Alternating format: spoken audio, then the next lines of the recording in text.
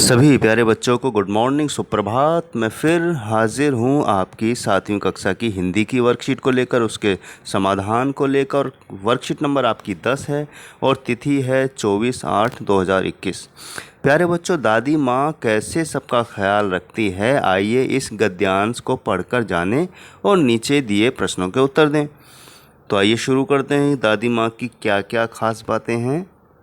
दादी माँ को गांव की 50 किस्म की दवाओं के नाम याद थे। गांव में कोई बीमार होता, उसके पास पहुंचती और वहाँ भी वही काम, हाथ छूना, माथा छूना, पेट छूना। फिर भूत से लेकर मलेरिया, सरसाम, निमोनिया तक का अनुमान विश्वास के साथ सुनाती। महामारी के दिनों में रोज़ सवेरे उठकर स्नान के बाद लवंग और गुड़ मिश्रित जलधार, गुग्गल और धूप। सफाई कोई उनसे सीख ले। दवा में देर होती, मिश्री या शहद खत्म हो जाता, चादर या गिलाफ नहीं बदले जाते तो वे जैसे पागल हो जाती। बुखार तो मुझे अब भी आता है, नौकर पानी दे जाता है। महाराज यानी मैस यानी खाना बनाने वाला मैस महाराज अपने मन से पकाकर खिचड़ी या साबू, डॉक्टर साहब आकर नाड़ी देख जाते हैं और कुनैन मिक्सचर के तीखेपन के डर से बुखार भी भाग जाता है। पर न जाने क्यों ऐसे बुखार को बुलाने का जी नहीं होता। तो देखा प्यारे बच्चों, यहाँ इस गद्यांश हमने जो पढ़ा, इसमें बताया गया कि दादी माँ को घरेलू नुस्खे यानी कि घरेलू इलाज की 50 किस्म की दवाओं के नाम याद थे। अगर गांव में कोई बीमार होता तो दादी माँ उसके पास पहुंच जाती, उसका हाथ छूती, माथा छूती, पेट छूती। आपने भी देखा होगा, अगर आपकी दादी माँ घर में है, आपको बुखार आया तो वो माथा छूकर, पेट छूकर, है ना, हाथ छूकर चेक करती है। फिर ये भी बताती हैं कि भाई भूत तो नहीं है, मलेरिया तो नहीं है, निमोनिया तो नहीं है, ऐसी बहुत सारी चीज़ें वो बताती।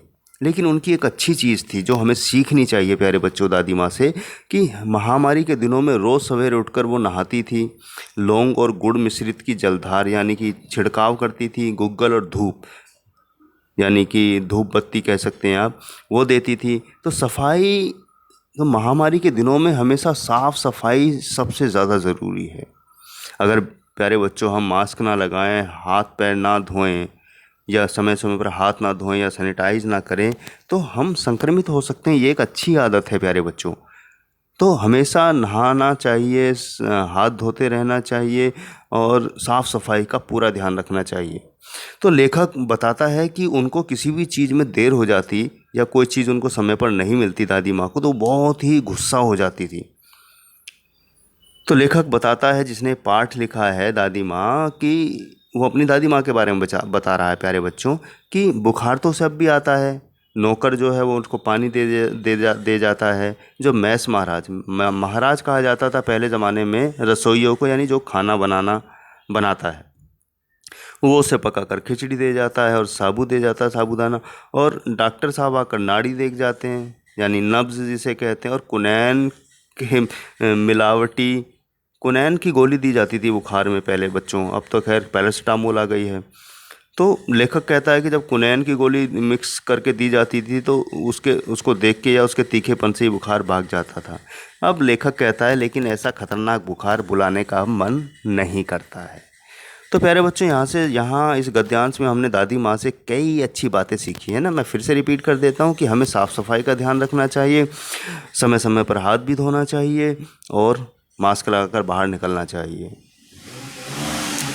तो इसके आधार पर कुछ प्रश्न हैं, उनके उत्तर हम देख लेते हैं। कि गांव में कोई बीमार होता तो उसके पास पहुंचकर दादी माँ क्या करती थी।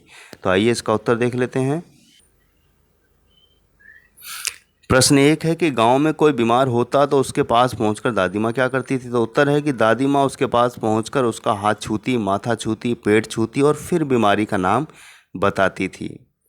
प्रश्न 2 है कि महामारी के दिनों में दादी माँ क्या किया करती थी। तो उत्तर है कि महामारी के दिनों में दादी माँ रोज़ सवेरे उठकर स्नान के बाद लौंग और गुड़ मिश्रित जलधार, गुग्गल और धूप इत्यादि से घर का उपचार किया करती थी, ताकि किसी तरह की महामारी या इस तरह के लक्षण घर में ना आने पाएँ। तीसरा हमारा प्रश्न है कि लेखों का बुखार आता है तो नौकर और महाराज उनके लिए क्या क्या करते हैं। तो उत्तर है कि नौकर उनके लिए पानी दे जाता है और महाराज यानी खाना बनाने वाला अपने मन से पकाकर खिचड़ी या साबू रख देते हैं।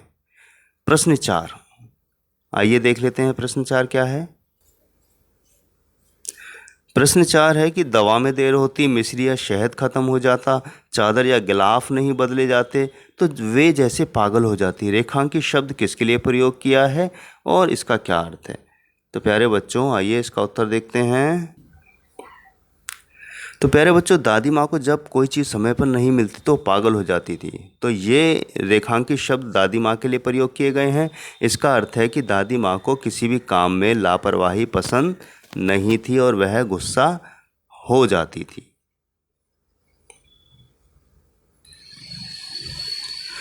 तो प्यारे बच्चों, इस समय कौन सी महामारी चल रही है और उससे बचने के लिए हमें क्या क्या करना चाहिए?